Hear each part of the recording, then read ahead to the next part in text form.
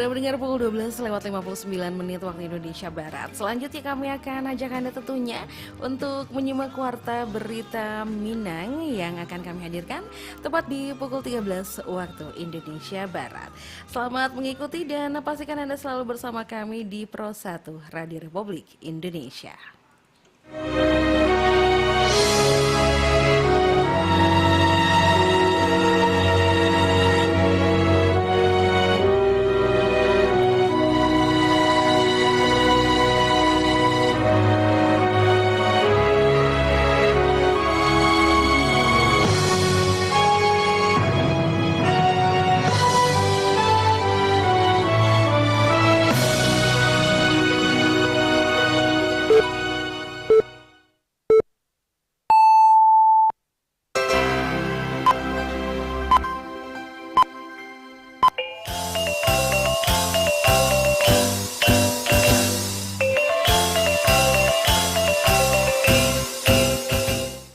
Selamat siang Nusantara Madanga, ikola warta berita daerah dalam bahasa Minang edisi Rabu 19 Maret 2025. Iko beberapa berita utama yang akan kami sampaikan untuk Anda.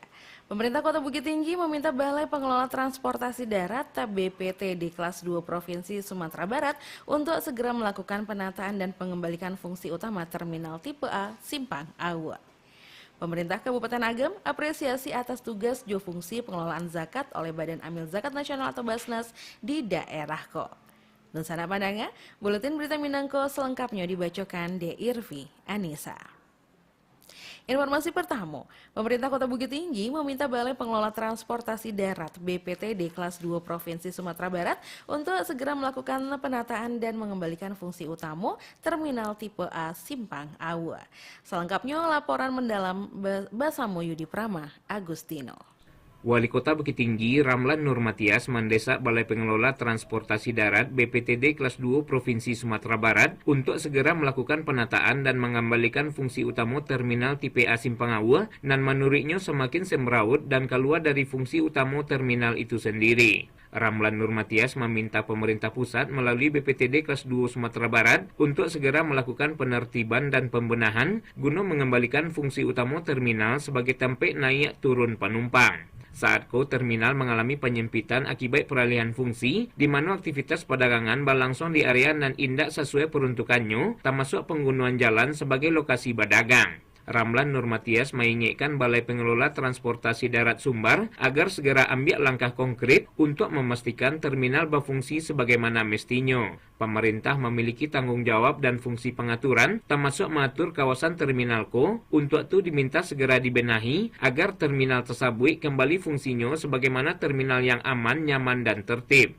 Terminal kita ini namanya terminal tipe A. Harapan kita tentu dengan dikelola pemerintah pusat, terminal itu paling indah, paling nyaman, paling tertib. Tapi kita lihat ini kondisinya saya melihat terminal paling parah. Artinya cara berpikir kita mundur. Terminal itu adalah tempat naik turun penumpang. Titik, tidak ada kata lain. Nah ini terjadi penyempitan. Orang berdagang di dalam, ada parkir, apa segala macam. Artinya tidak fungsi terminal lagi. Nah tentu saya sudah banyak mendapat surat dan langsung ditelepon oleh para pedagang besar-besar di Auri. Pemerintah adalah bagaimana menata. Nah tentu saya berharap kepada Balai, kami dengan forum koordinasi pimpinan daerah itu sudah sepakat. Karena bagaimanapun semua yang kami lakukan untuk kepentingan orang banyak, bukan kepentingan kelompok tertentu.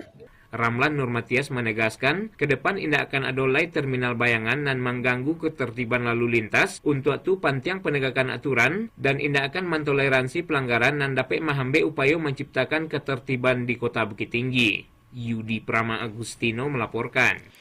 Pemerintah Kabupaten Agam akan melakukan berbagai upaya untuk mengurangi rasio masyarakat miskin di daerah itu di tahun 2025.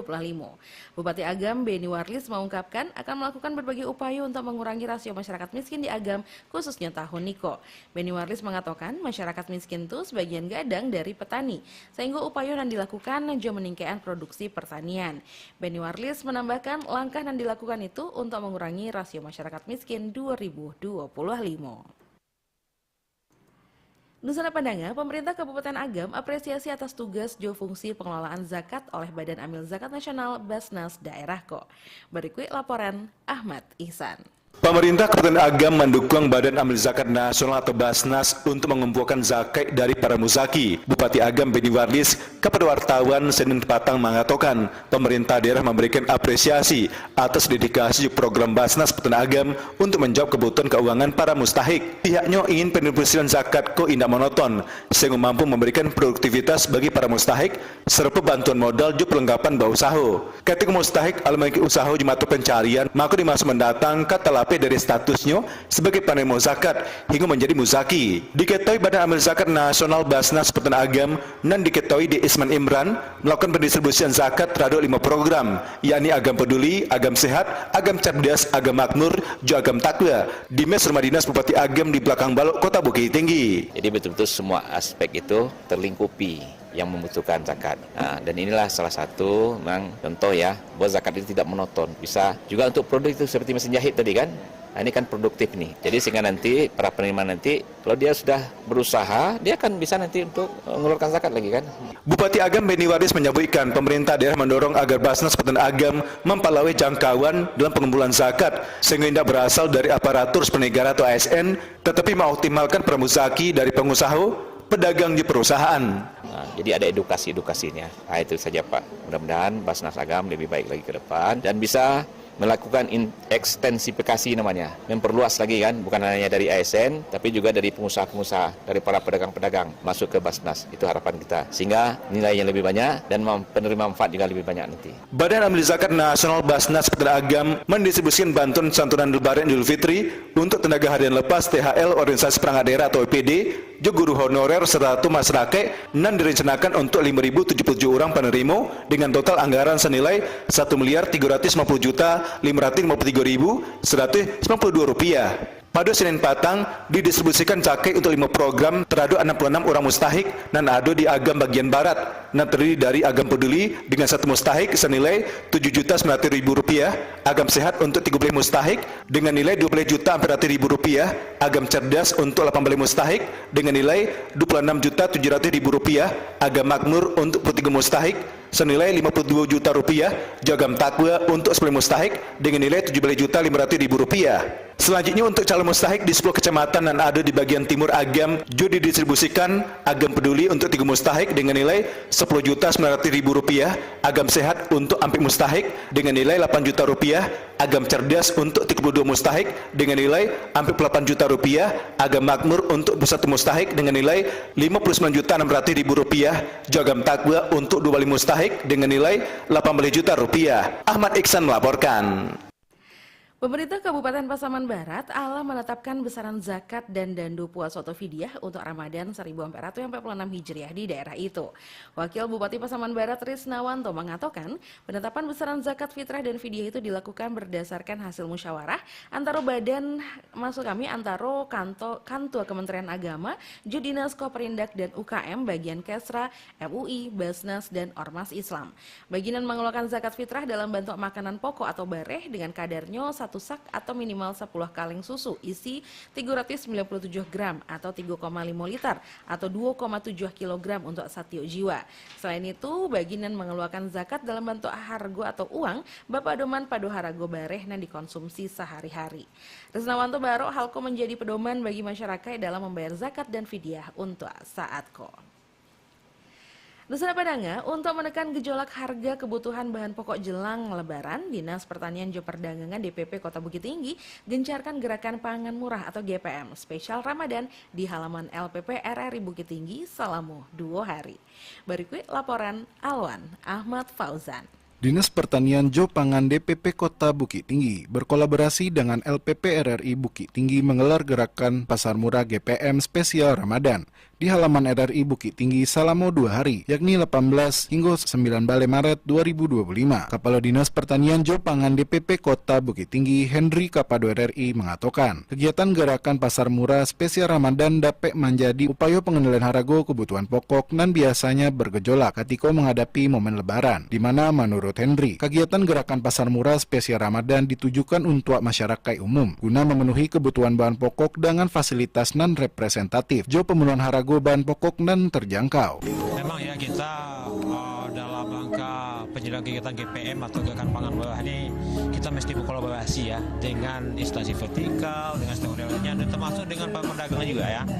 Dan kini kita pilih adalah di sini memang pertama adalah tempat kita sangat memadai sekali, fasilitasnya memadai sekali, dan kita bisa menggelar jumlah dagang lebih banyak.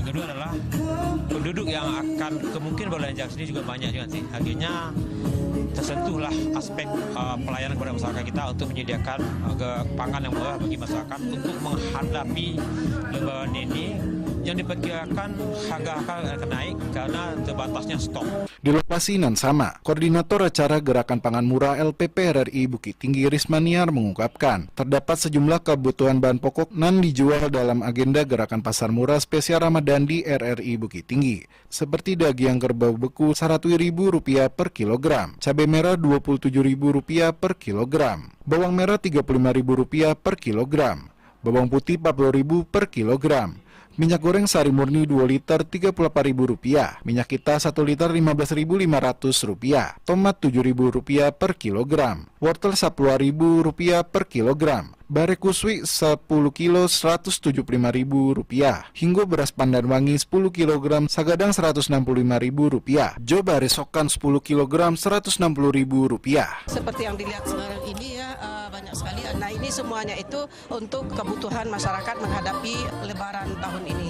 Mudah-mudahan masyarakat yang datang ke sini itu dengan senang hati karena harga di bawah dari harga pasar. Sementara masyarakat Aur Kuning Kota Bukit Tinggi Unilis menyambut baik adanya kegiatan Gerakan Pangan Murah di LPP RRI Bukit Tinggi sebagai upaya mendapatkan kebutuhan harga bahan pokok dengan harga nan terjangkau. Apalagi menurut Unilis, harga kebutuhan bahan pokok nan ditawarkan membantu dirinya untuk memenuhi kebutuhan bahan pokok jelang Lebaran. Untuk menolong warga sekitarnya lebih murah daripada yang biasa-biasanya. Ibu kan dekat sini tinggalnya. Oh, okay. Mungkin bisa ibu melihat kan? Nah, jadi tertarik dah ibu ke sini melihat PRI ini. Jadi saya beritahu sama orang-orang. Unilis berharap agar kegiatan sarupo dapat digencarkan di luar bulan Ramadan. Dari Kota Bukit Tinggi, Alwan Ahmad Fauzan, RRI Bukit Tinggi melaporkan untuk Ranaminang terkini Siang Iko. Kolaborasi antara pemerintah dan masyarakat sangat penting dalam pembangunan daerah, seperti yang disiapkan Bupati 50 Kota dalam acara Babuko Puaso Basamo. Berikut laporan Irsyad.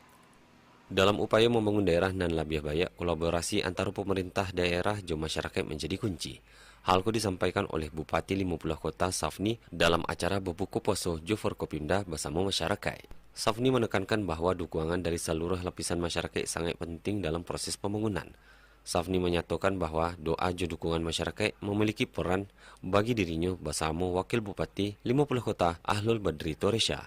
Safni mengajak seluruh elemen masyarakat untuk bersinergi dalam mewujudkan kemajuan daerah. Membawa amanah yang Bapak Ibu berikan kepada kami. Tentu harapan kita semua ingin membawa Kabupaten 50 Kota lebih baik ke depan. Namun di dalam hal itu tanpa doa dan dukungan dari Bapak Ibu bersama-sama, tentu kami tidak akan bisa berbuat maksimal seperti apa yang kita harapkan. Doa dan dukungan Bapak Ibu jauh lebih kuat daripada kami berdua. Jadi maka dari itu mohon titipkan doa sesudah sholat Bapak Ibu untuk kami berdua supaya kita bisa mencapai harapan kita seperti yang pernah disampaikan Ketua Tim tadi. Bupati 50 Kota Safni juga menegaskan bahwa pembangunan dan berkelanjutan memerlukan partisipasi aktif dari masyarakat. Dalam suasana akrab, Safni berharap setiap kontribusi sekecil apapun akan sangat berarti bagi pembangunan 50 kota. Irsyad melaporkan. Badan Pengelola Pasaman Islamic Center PIC Kabupaten Pasaman menyalurkan santunan kepada 350 orang anak yatim dan anak piatu jelang Idul Fitri. Bupati Pasaman Sabar AS mengatakan santunan itu diberikan kepada ratusan anak yatim piatu dan berasal dari 2 balai kecamatan. Saat baru bisa dilaksanakan pemberian santunan sekali setahun. Bupati Sabar AS baru agar para penerima memanfaatkan bantuan itu untuk kepentingan dan benar-benar dianggap paralu, terutama untuk menunjang kegiatan beraja mengajar di sekolah. Dasana Padanga, tim penggerak atau TPPKK Kota Bukit Tinggi 18 Maret 2025 laksanakan rape perdana di Aula Kantor Balai Kota pasca dilantik dan dikukuhkan kepengurusannya periode 2025-2030. Berikut laporan Joni Marbeta. Bertampik di Aula Lantai 1 Kantor Balai Kota Bukit Tinggi di Bukit Gulai Bancah alah diselenggarakan Rapik Kerajo Pengurus TPPKK Kota Bukit Tinggi periode 2025-2030 dan dipimpin di Ketua TPPKK Kota Bukit Tinggi Hajah Yesi Endriani Nurmatias SARO. Rapik Pengurus TPPKK Kota Bukit Tinggi periode 2025-2030 secara perdana dilakukan Pokja 1 dan Pokja 3 tu bahwa ada sejumlah agenda diapuangkan lebih ke arah spesifik memuai 21 program kegiatan di tahun 2025 termasuk dalam waktu dakik ko dilakukan HKG PKK Lomba Dasawisma orientasi pengurus PKK akan cuo nantinya tersambung bahwa kini ko tengah berlangsung penilaian Dasawisma tingkat Provinsi Sumatera Barat dan Dasawisma Dahlia 1 Cimpago Gugak Bule Bukit Tinggi dan juga terpilih mewakili Kota Bukit Tinggi dalam penilaian di tingkat Provinsi Sumatera Barat dan harus juga dilengkapi kelengkapan administrasi supaya bisa menang di kemudian hari di tingkat Provinsi Sumatera Barat.